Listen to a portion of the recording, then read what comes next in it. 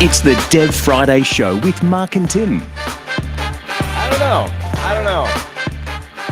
Doesn't matter what I do with this board, I can't find a volume knob that doesn't go like left and right a little bit. So I was trying to improve some of the audio for the live listeners, because we all know, is the audio better in the podcast, Mark? It's amazing on the podcast. So if you go to devfridayshow.com, you will hear the beautiful sound of Mark and Tim, all That's clear. Right. Clear. Except, last week your mic was a little fuzzy or something.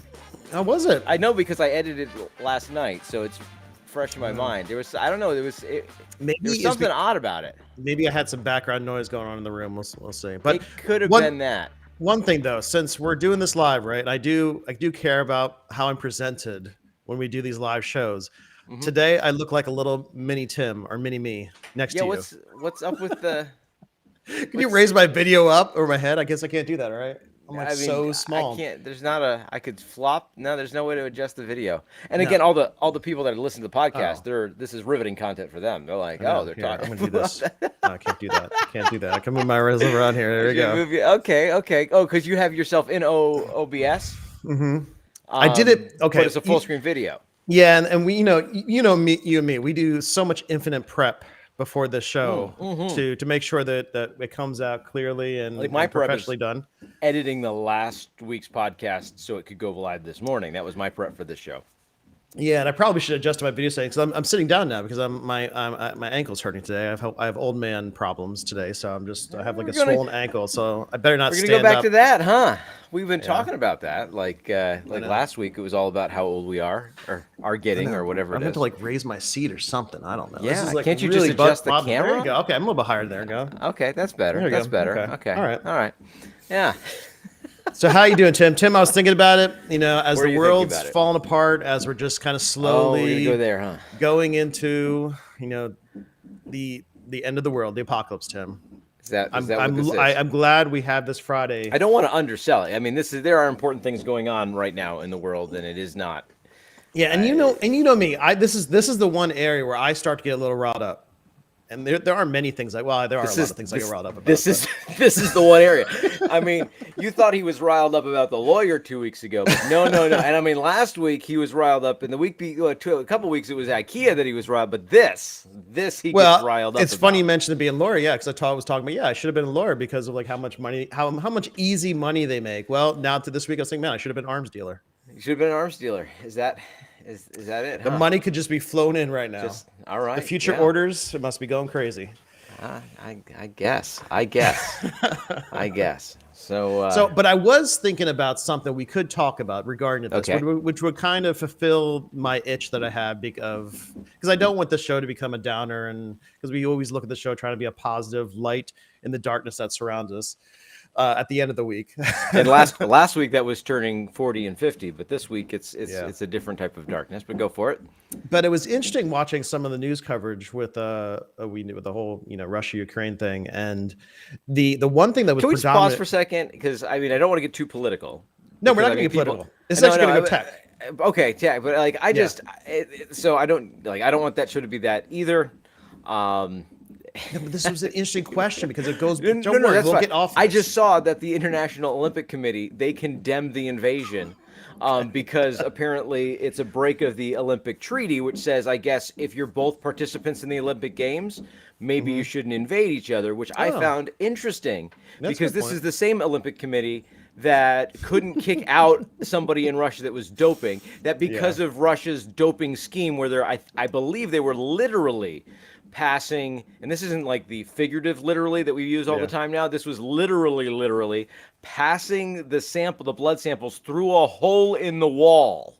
Okay, well, you know more about this than I do. That's why for the past two Olympics, it hasn't technically been Russia that has been competing. It has been the Russia Olympic Committee, because they don't want to say Russia's competing because how Russia has just blatantly cheated. So it's the same Olympic Committee that will put up with all that and let somehow it go, and they can still compete even though we know they're doping, is like, no, but now it's too far. Let me tell you, we're upset that you invaded another country. So I just thought that was very funny that they took the time to be like, not only do we not like all the things they've done in the domain we have control over and have not really done anything about, but we don't like the things they're doing in the stuff we don't have control over about.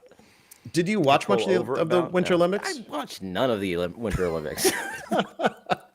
Usually my wife and my wife talks about it where like she prefers... Nobody watched the Winter Olympics as far as I could tell. Yeah, NBC lost like so much money. Yes, and she traditionally prefers the Winter Olympics more than the Summer Olympics. It was interesting too when I was my last trips to Japan. They were, it's interesting because it was the year before the Olympics were scheduled. It was the year before all the pandemic, kind of went down and everything, and things started to lock down. And it was interesting seeing how they were like repainting shrines, and they were like trying to kind of redo Japan for all the new tourists that were going to come in, and kind of all the new influx of people that were going to be visiting the country. Face on everything. And it was really cool to see. It was like, I was like, wow, if you want to visit Japan now, the best time is to go after the Olympics because everything looks so shiny and bright. It already did because they're such a clean society. But they were really trying to get their best foot forward. And it was super sad with how they were pushed back to hold the Olympics. And then when they did hold the Olympics, it was just locked down like crazy. Nobody could go anywhere. Right. And then the same thing with China. It was like China just went even farther than Japan did.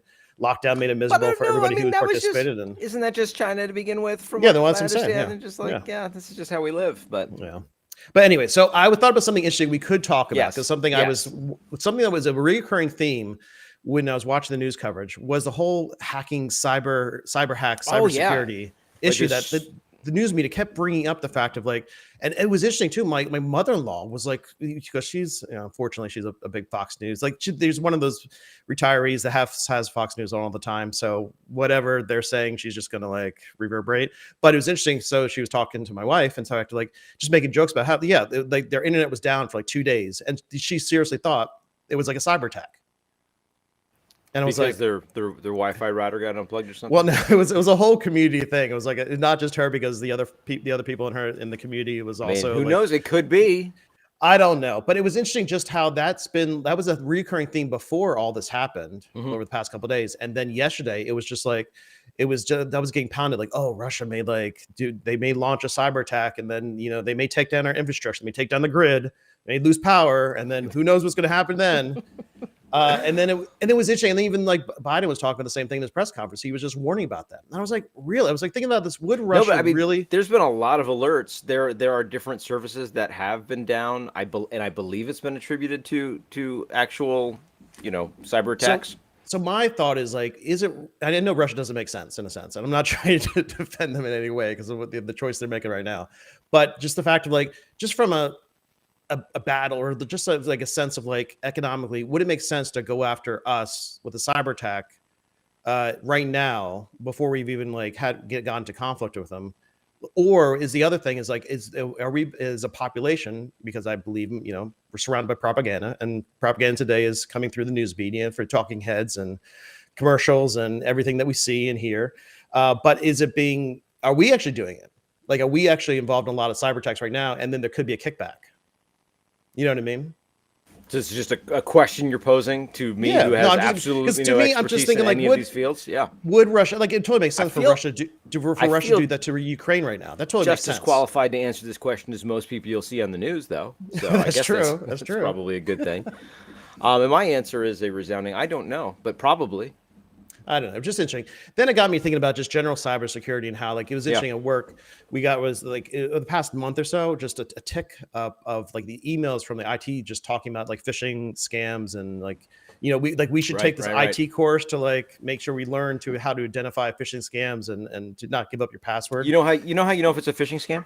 If it's an email you got from somebody, it's probably phishing. Probably phishing. Probably. So then it was just interesting too, like think about cybersecurity, about like, what do you think is like it probably is with regard to just because of loose security of passwords and logging. Because I know there's different ways with we've talked about in the past, like doing like SQL injection, which, most time that's kind of locked down, right? Most, not really. Well, I know like it's up to the developer. There's so many vulnerable sites out there for stuff like that. And I guess, and I guess you can just do like a scan for those types of sites that have those vulnerabilities. For sure. So find for those. Sure. I mean, our sites are being scanned all the time. I don't say that like that's not what I look at.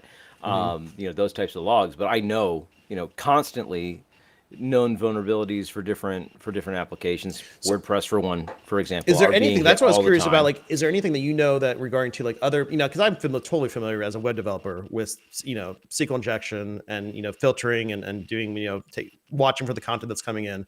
But is there anything that you see on a common basis, like scanning for different ports, looking for from a server, like going through the firewall and looking for like areas where they could do some type where they can make a connection? Because in the sense that there's still like vulnerabilities where like even if you don't necessarily have the password to be able to log in, like root or some type of admin user into the server, is there some type of backdoors with ports that you can get into the servers that still like big vulnerabilities? For sure. I mean, there's vulnerabilities in different, say, web servers, or vulnerabilities in even operating systems, right? That people, once there's a 0 day, people are looking for those vulnerabilities. Or if you're running this particular version of something, on this particular version of a server, then there's a way potentially in. Then I like. What about those? Was it SolarWinds? Was that? I forget what the last one. Yes, that's yeah. That was the last hack, right? Or not the last hack, but like that was the big one that was attributed to Russia. And that was by putting a vulnerability inside source code, right? My understanding, the vector there, and it's fuzzy because it's been a while since I read the docs, is the thought is somehow they got into the kind of the CI/CD pipeline and injected code there. So if you get a vulnerability, so you gain access to a server that is building your project, right? And then you can just inject some code in at that point. You might miss it because it's not necessarily in code review, and then you slip the source code into the build process without anybody knowing. If you can gain access there, and now you have a backdoor and things that people are installing everywhere, which was the SolarWinds issue, if I'm not mistaken, and how that all worked. Yeah, and I was thinking about how like but still a lot of it does go back to about these phishing scams to try to get people's emails or logins, because that's probably the easiest kind of. Oh, and we're just talking about those type of Yeah, no, hacks. I was kind of just bringing it back to where like, just for like everyday use, like my just non-tech people like normies that don't think about this stuff all the time. Think about like two-factor authentication. Like that's gotten to be pretty good. I know when it first came out, about, let's say, they came out, I don't know, it's been out for probably a while now, but let's say we first became like pretty much mainstream, or like Google, Microsoft, they kind of all put up their apps. Initially, it was a little rough, and I had some issues with sites of like it just falling apart and not working, and had to contact the site to kind of reset my 2FA kind of settings on the account to be able to do it. But now it's gotten pretty clean. It's pretty easy now. So you just called and they let you reset it? Yeah. I think it was actually like was it GitHub? I don't know. It was something. It was a site that was like, wow, it was got. I mean, yeah.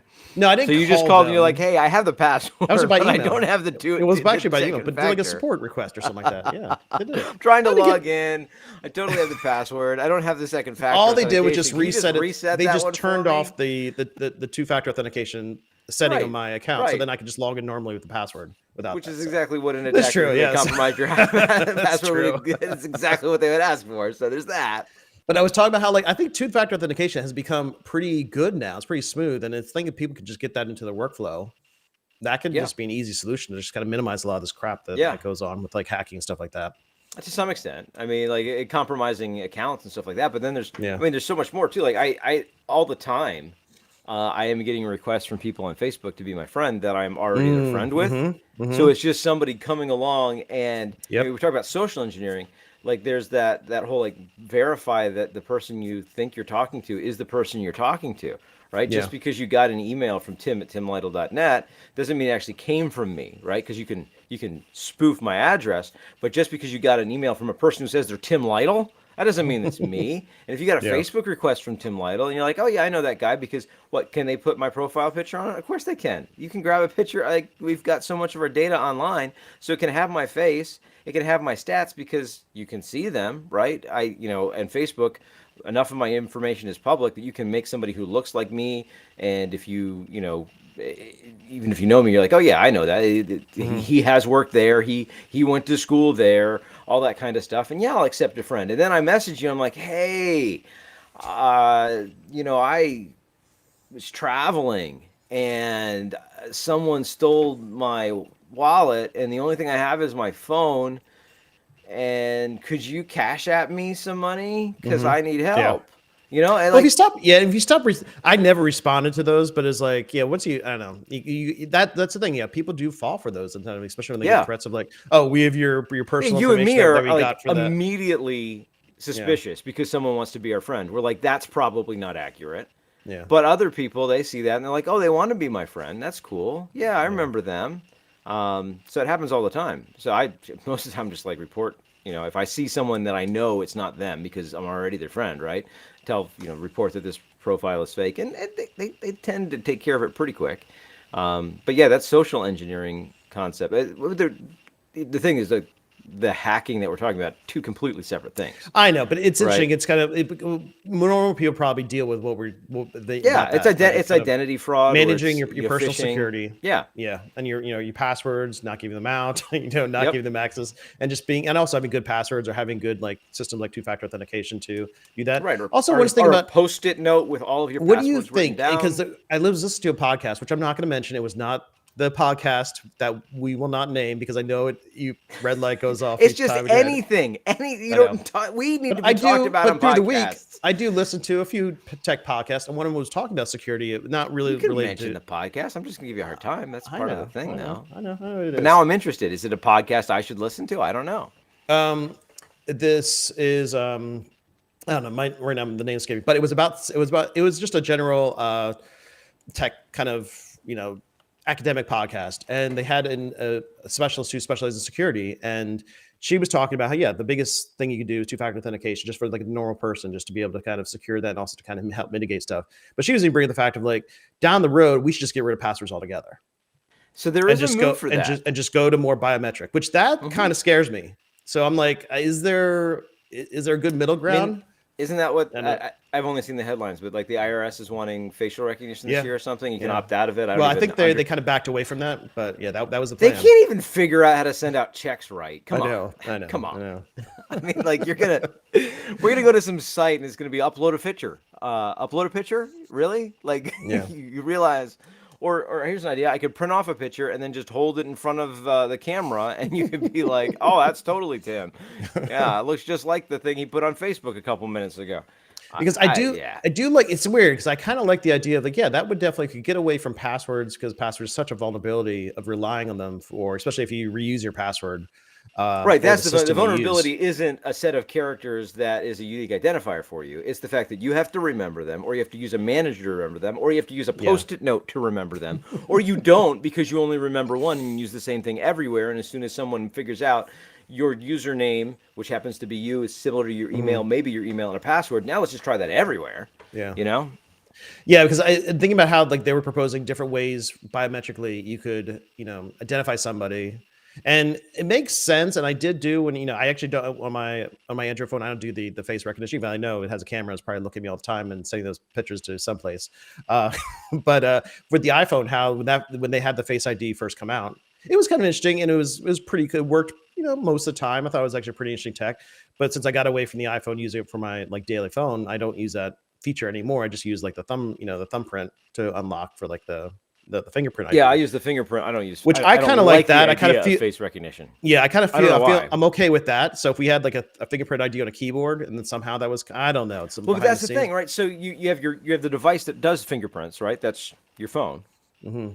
And so if that if you have a high level of confidence it's you because you've put your fingerprint on it, the device knows it's you. So if then whatever you're trying to use to log in can confirm that you are in control of said device, that's the direction I see it heading. I know I used to have a laptop that had a fingerprint scanner right on the front of it, and that's how I'd log in. I just kind of swipe my finger over top of it and log in. So that idea of having that, being able to get your biometric that way, having that works. But it's like having a device that does it in your hand. Compared to like if you had like a service, because how would that then link to a service? Like if I went to log into my GitHub account online, how could that how would you, because I use two-factor authentication for that. Same way you do. So how would that, if I did like a fingerprint, how would that be? Same way you do 2FA with like an Android device now. If you log into your Google account, sometimes it'll be like, nope, we just sent a message to your Pixel. Okay. go Yeah, that's open true. it And then up, unlock and then it you're there. like, Yeah, it that's says, true. That's "Are true. you Yeah. logging on?" To a device, and Yeah. it gives you roughly. So you could just on your computer, you could just have a desktop app running. That would be sort of like your authenticator, just like we have on our phone, the 2FA. Well, I would say, why aren't you using your phone for it? Is what I'm saying. Is like when you go into GitHub and you type in, your username and you hit enter, then why isn't it reaching out to the Well, I was device just that it thinking, like, knows? conveniently, if we did have a fingerprint reader on the keyboard, Oh, you could that do was it that that way. that was linked to like an app on their desktop, and then it could just kind of streamline. Because I agree, like it's not too much of a pain getting out the phone to log in, but it is an extra step.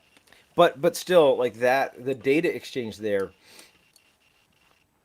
with your phone attests that it's you, right? The device knows that it's you. The device doesn't send the signature to GitHub, and GitHub doesn't have Yeah. your fingerprint on file. Yeah. It just says yes. So from an application standpoint, then that would be some type of signing, right? I send down a request and say to the computer, to a local application, this is the identity, and now prove it, right? So you have to sign something with a private key, and maybe the only way you get the private key, maybe the passphrase for the private key is whatever the hash of your fingerprint is, or something like that. I forget how that works, but Yeah. you unlock your private key with your fingerprint. So at that point, it's not like you're sending, because you can't send it as soon as you serialize that data and set it up. Well, then anybody can say it's their fingerprint. Like it's in the clear. Even if it's not in the clear, you don't want your fingerprint data there, because then someone compromises GitHub and says, "Oh, I can send you something that matches that." You want it to be a signature type thing, a public-private key. So yeah, so exchange.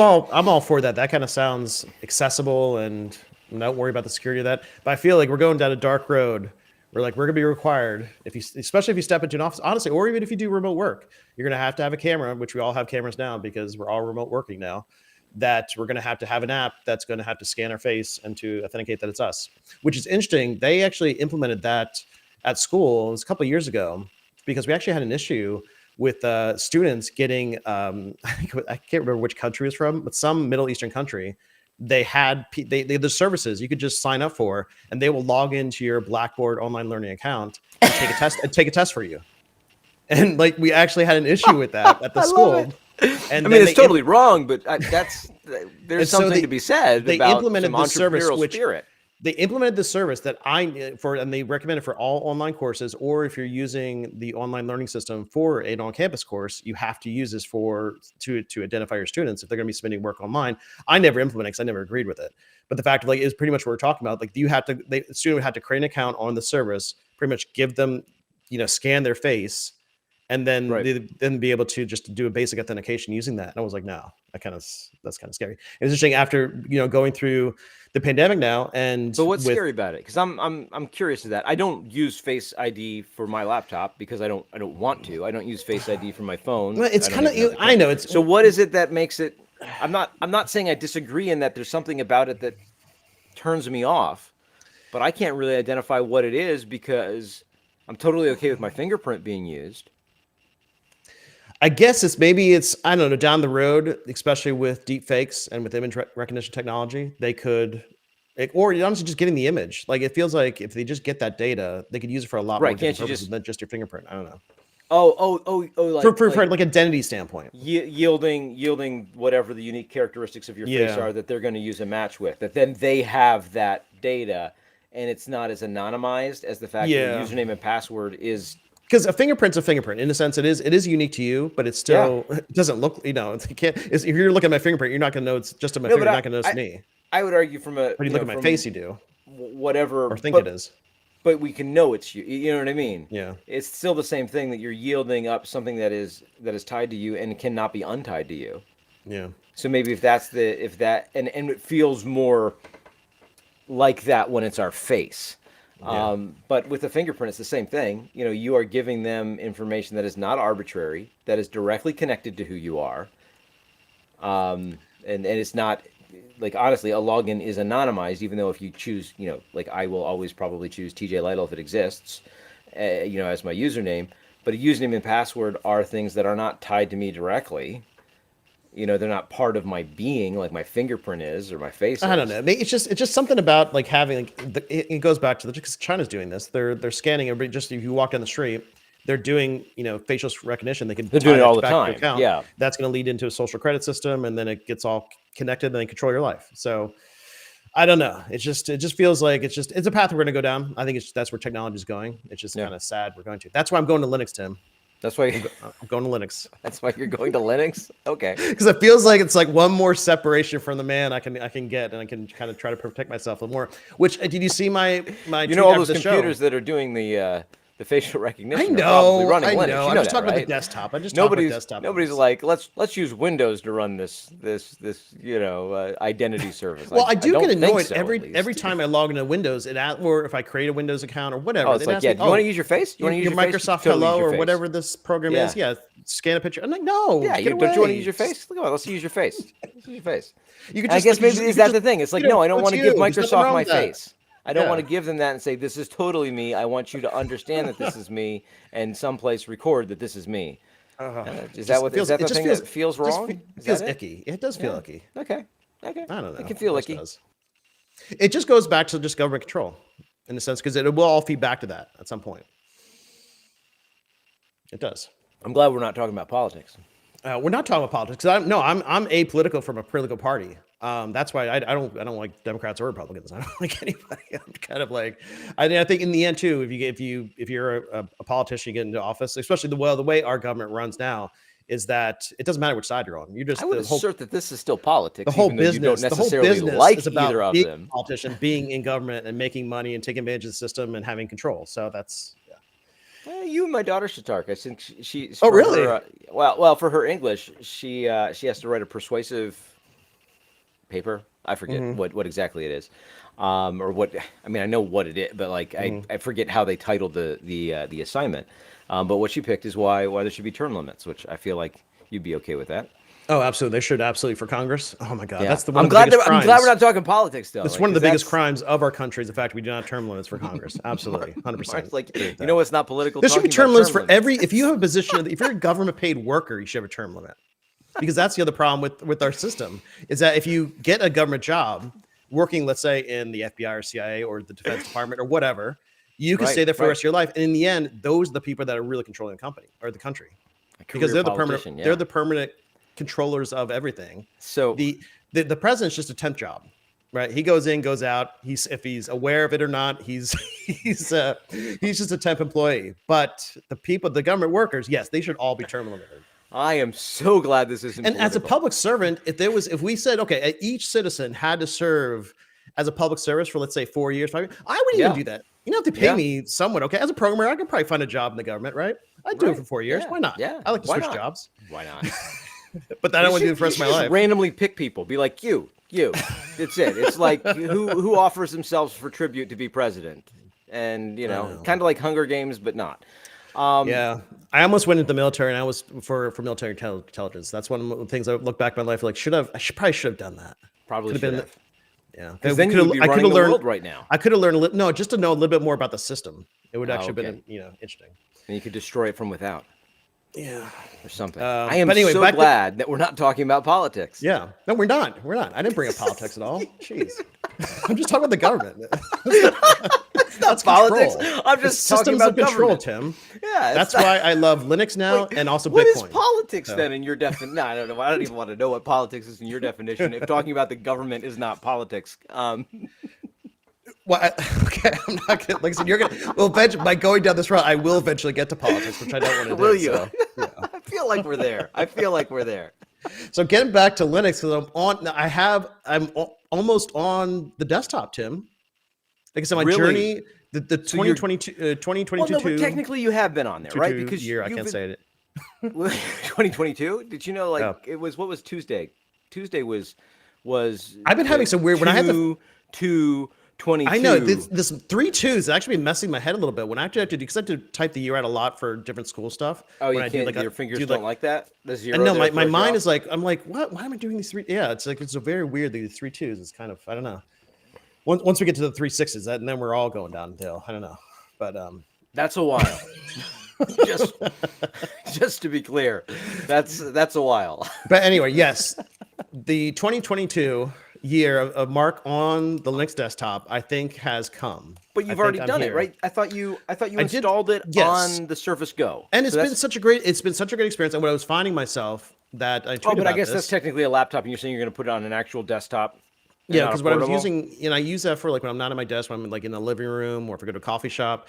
And it's since I did that, since I put Linux or Pop OS on my Surface Go laptop, it's been a great experience, right? Like I said, performance can be tweaked a little bit more to make it a little bit snappier, a little faster. But honestly, other than that, though, I've had no complaints. I think it's a perfect laptop now. And then I was thinking about it, I was like, I found myself actually coding more on the laptop than my desktop. Really? Because I was starting just by doing my, in my Emacs, and you're just using my Emacs. Right? I was going to say you're using VI, right? But no, you've switched. You're using Emacs. And my Doom Emacs was the Emacs show. with the Vim inside of Emacs, right? So we got to make sure that's important. Vim mode like inside of Emacs. Yes, the Vim mode, the evil mode, the Vim mode inside of Emacs. Yes.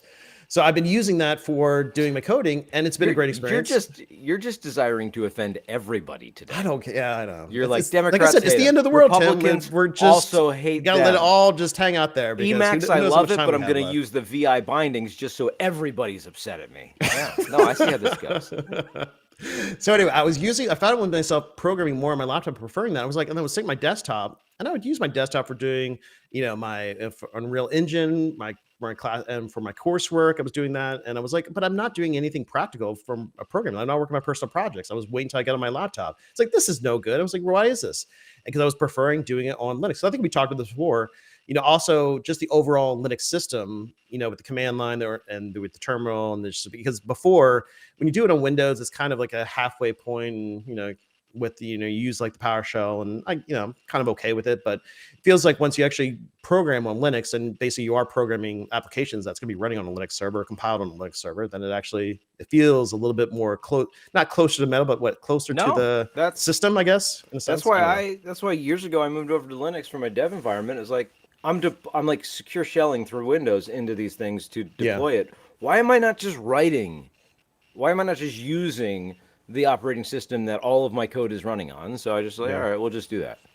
So when I realized with my computer that I actually have two, I have the MM2, that's my primary hard drive that I use in the computer. Then and then I installed two extra SSD drives. I would just use for extra data, like 1 terabyte, 2 SSD drives. I just be using. I said to myself, do I really need two? Because I'm really not even filling up both of them. I was like, I have like about half of them filled. You're dual booting now. Because I was like, what I was worried about, because I've had some weird, iffy, scary experience in the past. But if you do the partitioning, you do a dual boot with spinning off partition on one drive. I've had some weird. I don't know if that was because of the spinning drives. I don't know if it's a little bit more efficient now with our SSD or on chip drives that we don't have the partitioning is a little bit easier.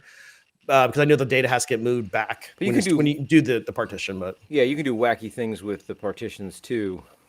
Depending on what tool you're changing the partitions with, you can unset a flag or something and make things unbootable, and it can be a little bit interesting. So, and I've had some weird issues where I pretty much blew away the drive just when I tried to do like a dual partition or go back or something like that. I don't know. So it scared me. I didn't want to really do that because I've had some bad experience in the past with that. But I realized, I have this separate drive in my computer, this SSD drive, which is pretty fast. I was like, why didn't I just wipe that, just format it with the ext4 and just set it up with the boot and then just install Pop OS on that? That's what I did.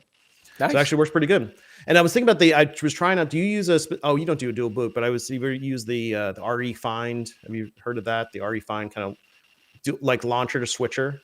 So I was thinking about, because what I was doing before, is that a boot manager to be able to switch between the two? So it's I like it because it's not like a boot loader, but it's a boot manager, which I was thinking about the difference between, because you have the boot loader, which is on the computer built into the what's it called, the EVI? I don't know. EFI. Sure.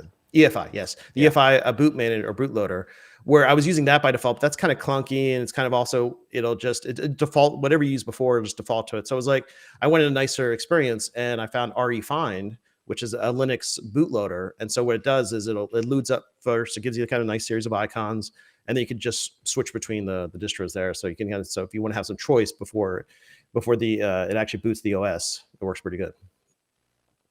Gotcha. I'm looking a little bit. Yeah. The difference between a bootloader and a boot manager. So you're using the bootloader then to trigger either the the boot Linux manager, boot sense. manager, Yeah. or So the basically, Windows it always boot defaults. Yeah, manager, from an essentially. the boot loader standpoint, it always defaults to Linux. But then Linux then gives me an option: do I want to then boot the Windows OS or the Linux OS? But that's really our refined, right? Or refined? Yes, that's or already whatever. fine. Yes, that's why it's You're just you're, kind you're of not managing. actually booting Yeah. Linux. You're kind of booting. I mean, it's Yeah, I it's think just, it it's is booting into Linux, it. Yeah. but it's a bootloader for Linux in a sense. Okay, but Right. but the Linux partition's hitting it for it's going to hitting it first, and then give me the option of what I want to do. So gotcha. and Cool. it seems like it's been a pretty good workflow. Like I said, I moved everything. Like I said, we're doing the show. I'm still because I have my OBS set up and I have everything kind of streamlined. Now you with could Windows. do OBS for Linux though. Yes, and that's why it'll be interesting to see if you go down that road. Yeah, Does it run better? that I will eventually try because I need to also maybe because the spring break's coming up and I have one more week of classes and I have a week off. So I think I may try to do the full switch like with my classes because when I teach my classes, I'm still doing it on Windows. But then set up OBS, bring all my settings over, my scene files, and then set that all up. Make sure I have everything kind of in a similar workflow. And then if I could do it, I could do it. So because I think like the applications I use, like we talked about before, I've been using Git more, Inkscape. I rarely use Photoshop or Illustrator now. So yeah. Sorry, I don't know what I'm talking about. You said you were using Blender too, right? Yeah. Well, I actually saw. Yep. I saw an article the other day that reminded me of some of the things you're talking about. It was how much open source software is used in film production. Yeah. Like, it's pretty crazy. And I didn't realize that there's even like an open format for film cuts that was developed just to be able to share the editing from one software package to another.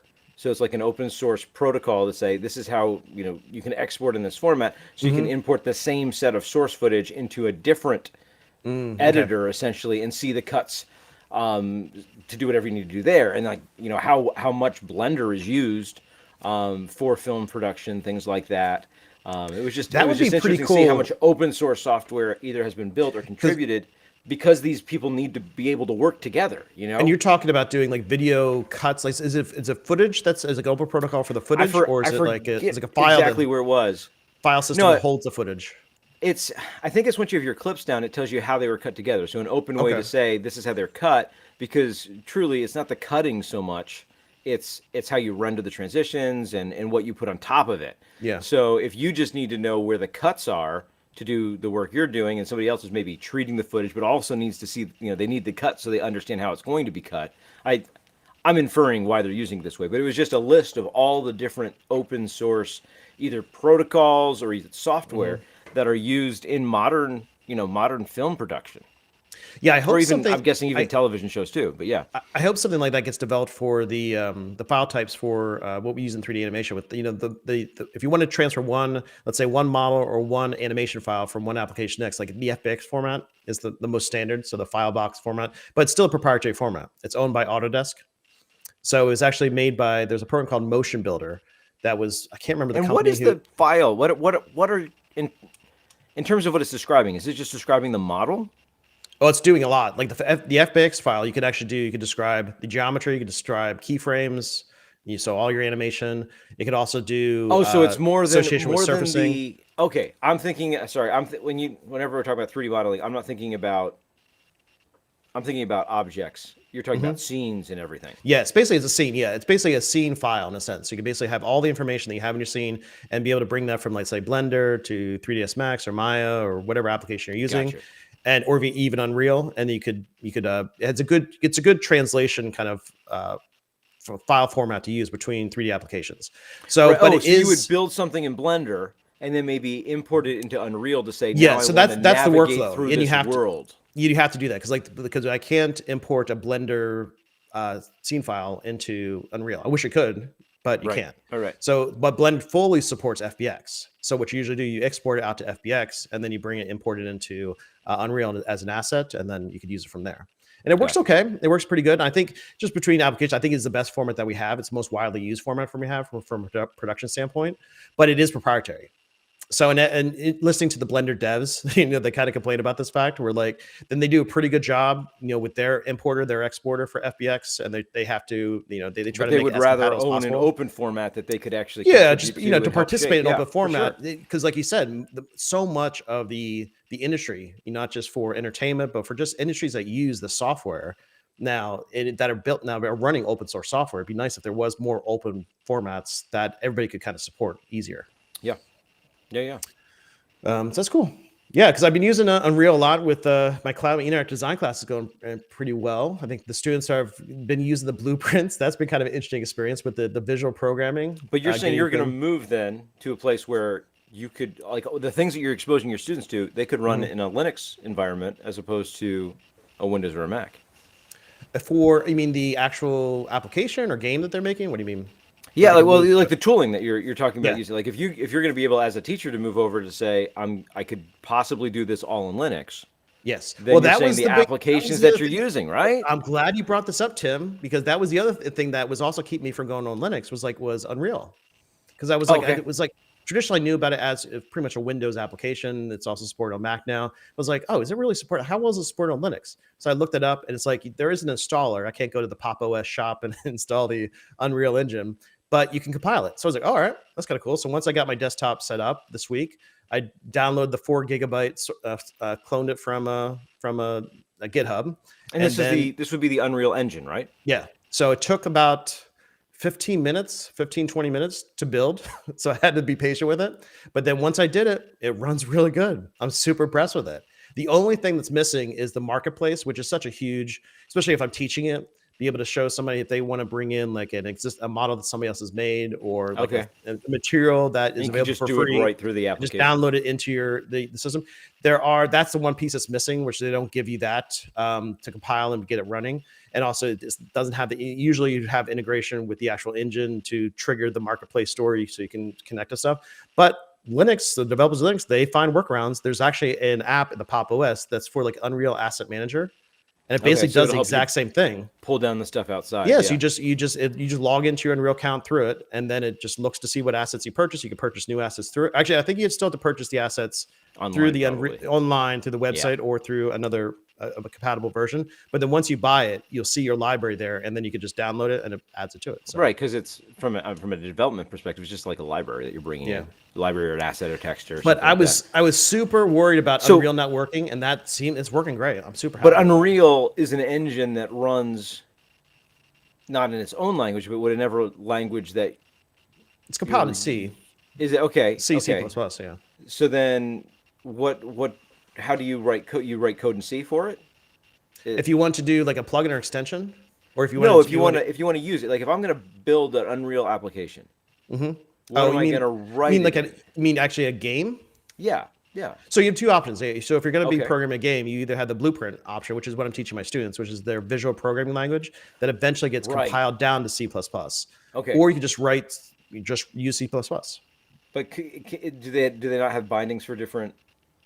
That I haven't looked into, and I'm sure the nice thing also that's really cool about Unreal is that it's a proprietary engine in a sense where like you have to have if you use it for commercial purposes, you do have to agree to their license, and if you make a certain amount of money, like over $1 million, basically. But it's C++, and also it's on GitHub, and if you just have a developer account, which they give you for free if you just apply for it, you can make commits. It's pretty much an open source project in a sense. You could see the full source. You could submit for Unreal Engine. Yeah, for Unreal Engine. So that's why it's cool. Where it's still proprietary since you still have to have a license for it, but you can see the code. So I guess that's not really proprietary, but it's like a licensed version of open source in a sense. If you're going to use it to release a commercial application. Correct. If you're going to say build on top of it, because a lot of studios do that. You talk about how a lot of studios have these open source workflows. Well, they'll take the source of Unreal and then customize it for their needs, make pretty much a custom compiled version of it for their workflows, their pipeline. And I think they have to. I think they have to have some license for that from Unreal. They have to apply for make sure that Unreal knows about that. But I don't think they can restrict. I don't think there's something they could redistribute. I don't think Unreal has that, where you could basically build your own version of Unreal and sell it. I don't think they do that.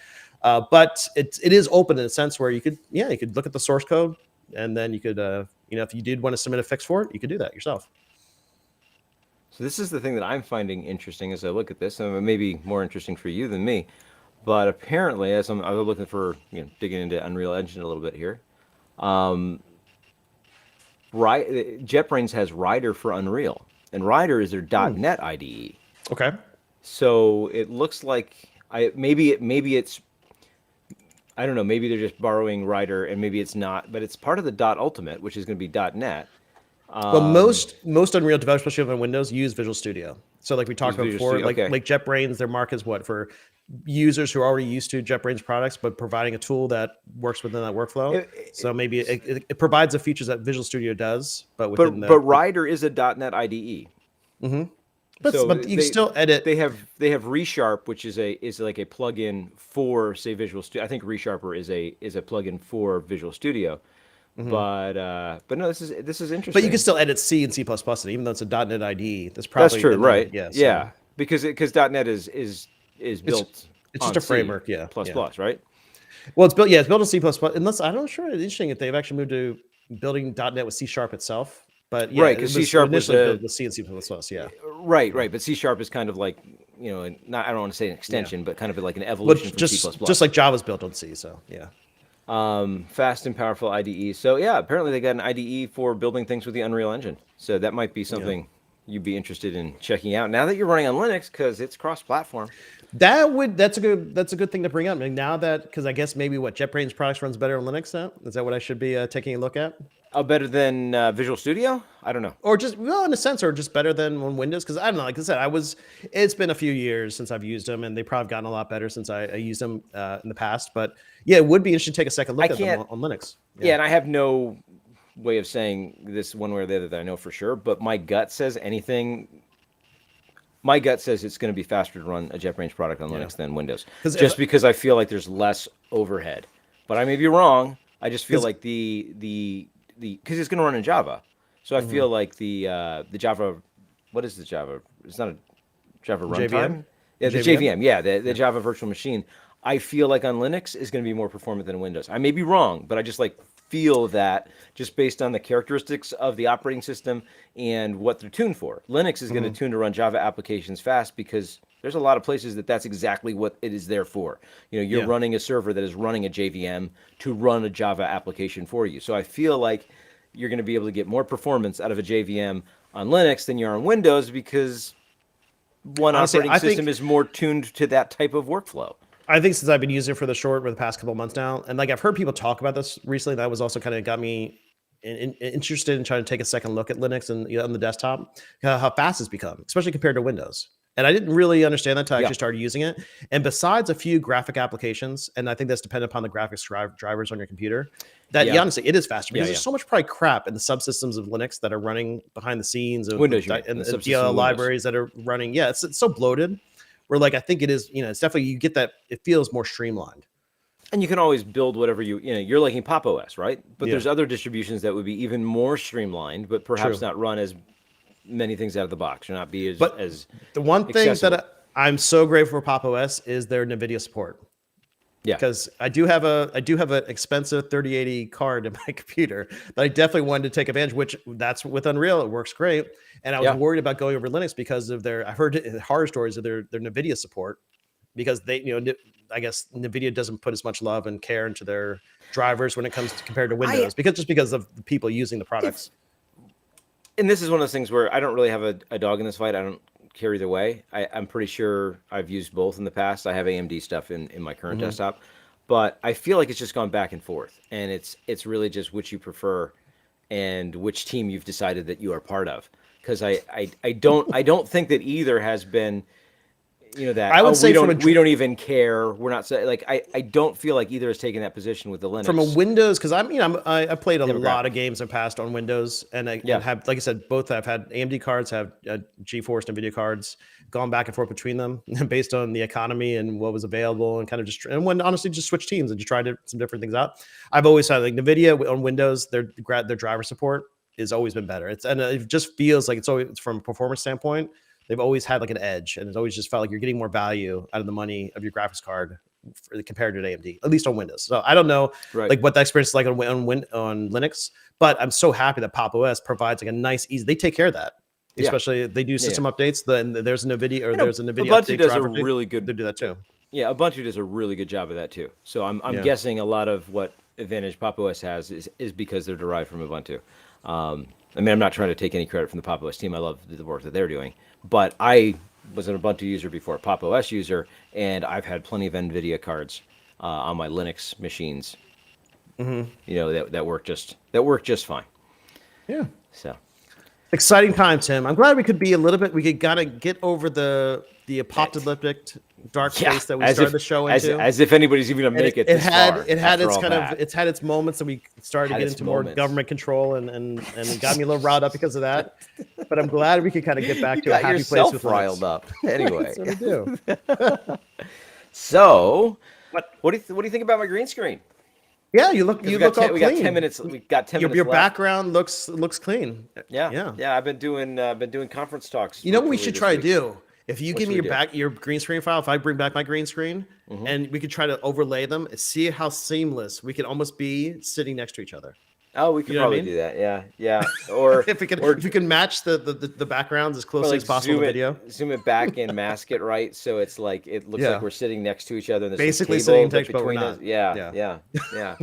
I mean, we could definitely that's be something more to do with OBS. So you decided to bring back out the green screen? Is this for... Well, I was doing conference talks, and I know, the circle in the middle, like the circle. Yeah, that's what I'm doing now. Yeah. It works, but for some of my talks, I come big to talk, and I still want the presentation behind me. So and especially I especially like, well, it even works with the live code. I think it's one of those things where I'm talking at a conference that people paid money to be at, like to attend, even though it's virtually. They didn't pay a and I know we ticket talked about this before. Which software are you using for the presentation in the background? Oh, like for your slideshow. For the slideshow stuff. The slideshow. Yeah, I'm just curious what you're overlaying your head over top of. So right now it's just a still in an A10 Mini. So I just have a still image, and I'm just telling it to key me out and use a still image. But when I go, the two talks I did this week, one was all live code. So I just brought myself into the lower right hand corner and had PHP Storm up, which I think really works great because it's you're just in the corner. It's not distracting because it's kind of a circle. It looks a little bit better. And like I say, people paid money for the conference, so I wanted to get it as refined as a look as possible.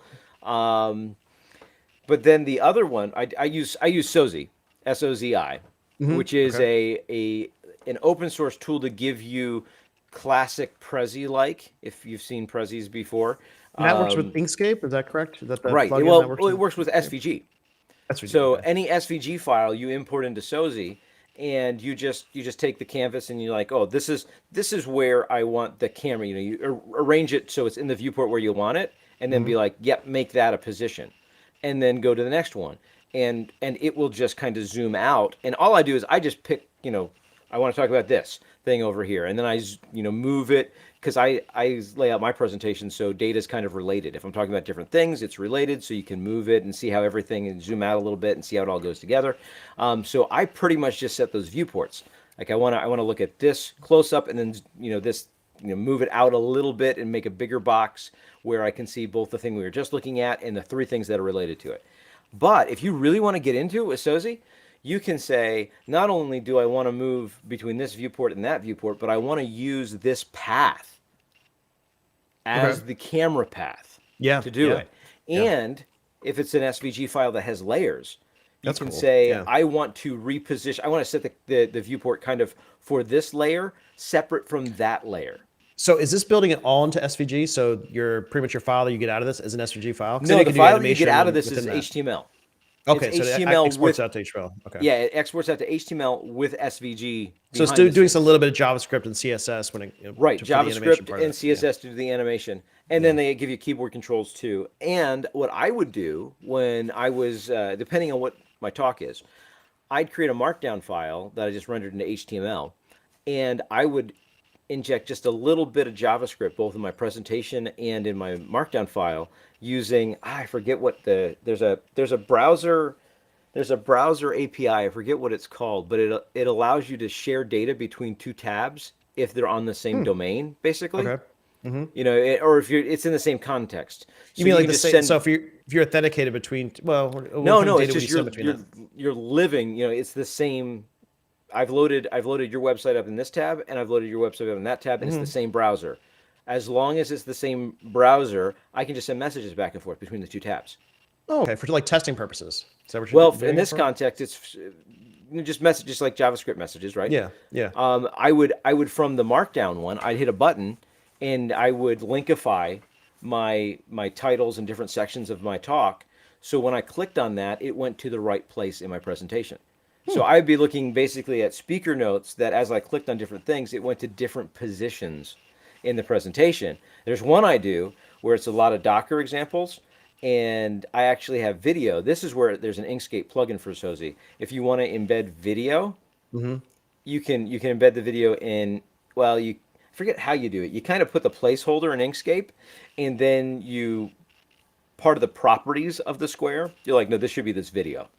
And then when Sozi builds it, it'll actually put those videos right there on the web page.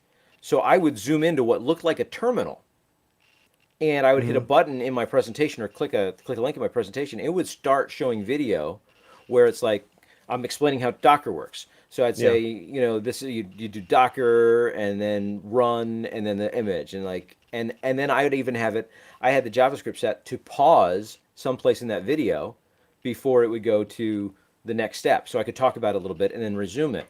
And not only that, because I was showing interaction between, say, here's Docker, here's a web page that you're going to go in and actually hit the Docker image and see that it loads the site that you have Docker running. I actually had the video. Since I have multi-screens, and I took a big screen capture and then clipped it, kind of masked it so I had smaller individual videos that looked like the applications, and put all 4 of them in my presentation. And the JavaScript would start playing all 4 of them at the same time. So then in the presentation, I could fly from the terminal to the browser, back to another terminal that was outputting my, it was catting the error log so we could see how it all interacted. And it looks like it's live code, but I'm able to not have to think about live code. So when I want to deliver a presentation where, it needs to be quick, it needs to be succinct, it can't wait for me to type and then move from application to application, I'm there narrating what looks to be all live code because the video is showing you. And it's not like a screencast where it's like you're watching my screen. We're actually moving from concept to concept with a camera, on the screen, kind of like that viewport. So it feels better than saying, now watch this video of me doing it, because I'm controlling what you're seeing, and it's a lot more organic. And it felt to me like a really good way to do that kind of, it's not live, it's pre-recorded, but it still feels authentic and organic because we're talking about it in real time. So do you find that it took more time to set up, but you had a better... Yes. I mean, but you have a better safety net where that nothing's going to go wrong in a sense. Right. It took forever to put all that together. But now that it's together, I can run it anywhere. And it's like getting prep for a live code demo is tough because you have to remember all the things you do, and you got to kind of rehearse it to make sure everything's gonna go right. So I found that even though there's a lot more prep time in it, if it's a talk I think I'm going to give a couple times, then it's totally worth it to do it that way. But yeah, I would highly recommend Sozi for anybody. So I know many of our listeners, and they're so all ones intrigued by the process you described, but then they're really thinking, though, Tim, what was the presentation about? So the first one was live code, and that's where I talked about HTTP patterns in PHP. So for those who know PHP, it's PSR7 and PSR15. So talking about how we have interfaces to describe request and response, and then we have middleware and how middleware works and how you can leverage it to make your application a lot more compartmentalized, single responsibility, things like that, and really make it easy to inject things like authentication. What was the middleware, the framework? Is it like a framework you were? No, it's just the interface. Just because we have built in within PHP. Well, it's the PSR recommendations, which is kind of because I don't know much about that. That's why I was kind of. Yeah, those are recommendations that a framework group came up with and said, here's some common interfaces we think you should use. So just borrowing the interface with like 30 lines of code, you can just build your own micro framework, just leveraging the interface and saying, I'm just going to implement this interface. It's a really great way to get a lightweight application. Everybody should build their own micro framework at some point in their lives. Well, you don't even need a micro framework. That's the point. You can just do the work with these interfaces. You have your own little framework, right? And then the second one was Hypermedia without the hype, where I broke down, like we talk about Hypermedia and people get all sorts of ideas about what it's supposed to be, and like, oh, it's magical thing where you point at an abstract client at an API and it'll just understand it, and just took all the hype away and explained what it was. Is this like HyperCard? Practically use it. It's very much like HyperCard, yes, Mark. And that reference I think resonated with no one, but yes. But no, you know what? Hypermedia APIs. I've never heard of the Hypermedia. That's why I'm curious. It's really what a RESTful API is. Most APIs aren't actually RESTful. The rest is when you have Hypermedia. But yeah, and I'm actually giving that presentation in 15 minutes internally. because I tried to simulcast it so people could watch it that weren't part of the conference if they were part of my team. Why that aren't didn't we work casting yesterday. our show, Tim? Why aren't we simulcasting? I think our you show? need like a pre-show. We should make our pre-show to your presentation. I think we should do that. Oh, you think so? Yeah. Well, maybe I'll do the presentation sometime. If there's interest from anybody who watches this stream, comment someplace and tell us you'd like to see that presentation. But yeah, we could do that. I don't know if we'd want to. But anyway, we're out of time. Yep. Come back next week where we totally won't be talking about politics then, I am sure. And my Roomba just started, so yeah, we got to get off the show. Mark's enslave the robots and make them vacuum his room.